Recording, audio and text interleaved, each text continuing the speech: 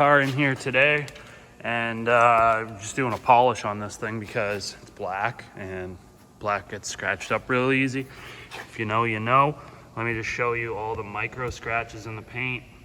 You can see all the lines in the reflection of the light, and that's over the entire car, and that just happens over time from washing the car. The clear coat gets scratched real easy, and black just reflects that. That's just what happens with black cars. So you can see I've hit this door already with stage 3 polish. Now, it doesn't take all the scratches out. I would have to go down probably to, on this car, the paint's already pretty clean. I keep it nice and clean, but probably have to go down to like a step 2 and then a step 3. So let me just give you a quick rundown on the polishes. I use 3M polish. I have for a while, and there's different levels of grit basically. So step 1 is super gritty, that's your cut. So what you're gonna do, if you had like a really scratched car, you'd go around it with the cut, step 1, and basically all the clear coat, if you looked at it in a microscopic level, there would be a bunch of deep scratches and gouges and stuff like that. That cut is gonna basically level it out and get rid of a lot of the deep scratches. Then you would follow it up with a step 2. The step 2 is a swirl and scratch remover. It basically takes that rough clear coat and it levels it out even more so that it's almost smooth. It gets rid of a lot of the swirls and stuff that are left behind from the step 1 polisher. And then finally, step 3 is a fine polish, and it's almost like a filler. It really brings out the gloss and sort of fills in all those micro scratches to get rid of what you see in there, where you get all those ghost swirls and scratches like that are in the paint. You can see all the scratches there. It really gets rid of all that stuff. So a couple times a year I like to go over it with step 3, and it just keeps that paint pristine. And then of course I wax the car every month. Wax I find is it's a filler really, and keeps the paint nice and smooth, and you can really feel it with the back of your hand. You guys that detail know what I'm talking about. Car that's been sitting for a while, you'll get contaminants and all that stuff from outside that will stick onto the paint, and it just makes the paint really rough and coarse. You'll be able to feel it, and that's what the wax does, basically fills it in, gives a nice glossy finish and nice and smooth surface so that everything just kind of flies off of the car. It doesn't actually like stick to the car at all. Also prevents rust and all that stuff from forming too, because you get brake dust that'll come off the wheels, and you'll really notice it on a white vehicle. It'll stick to the paint, and if you leave it there long enough, it'll actually fester into the paint and end up causing rust. So it's really, really important to take care of your paint. Really makes the vehicle last a long time. So just basically doing the step 3, and then I'm gonna be hitting it with a wax. That's the name of the game today, basically. Yeah, it's just crazy. You really gotta look at it in the light. This has got that metallic flake in it.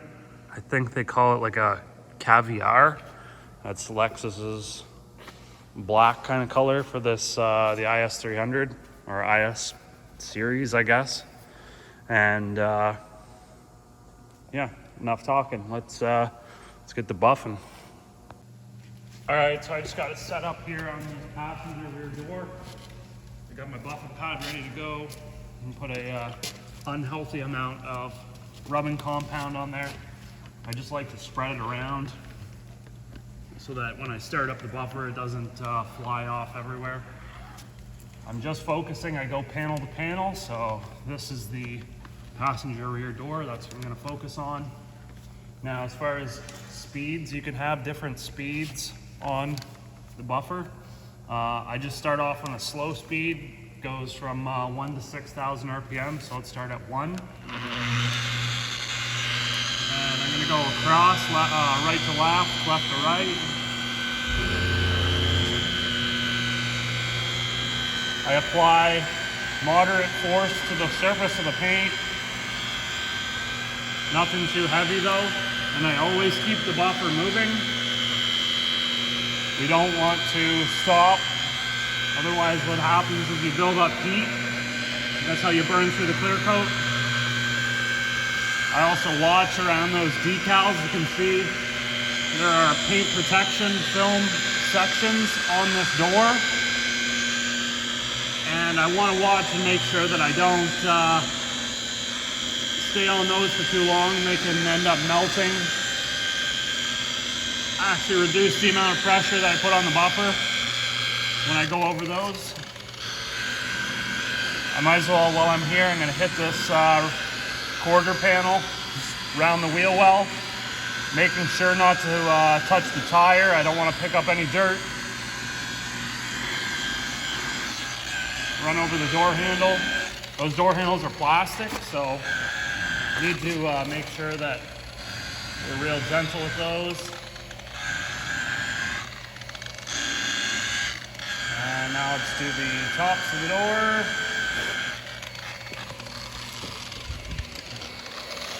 Can't really do this with one hand.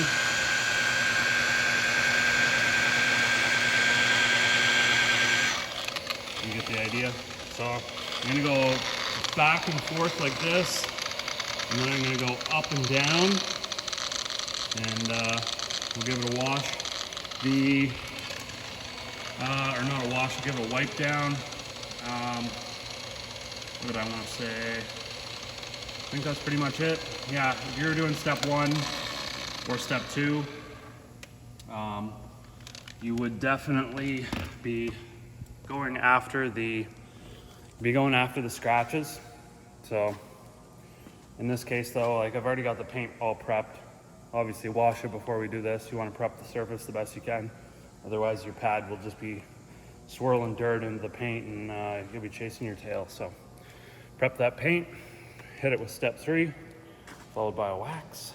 And then I do trims after that. So there are thousands and thousands of different detailing products that you can buy to do different pieces on the car, right?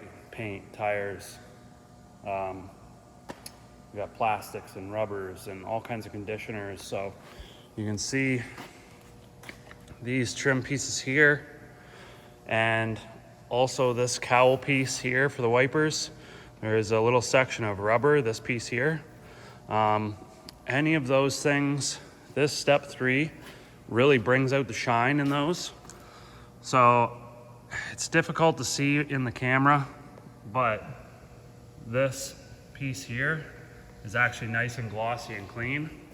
And I find that really gets rid of fading on any plastics or anything like that. Like, you know what I'm talking about with the bumpers and stuff like that. You get these lower portions, you know how they get all faded and gross looking? That stuff right there, the step 3, does wonders for this plastic. I also have another product.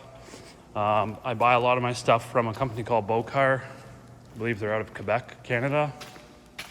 But I'm sure body moldings, engine compartments, air conditioning, ducts, and polycarbonate substrates.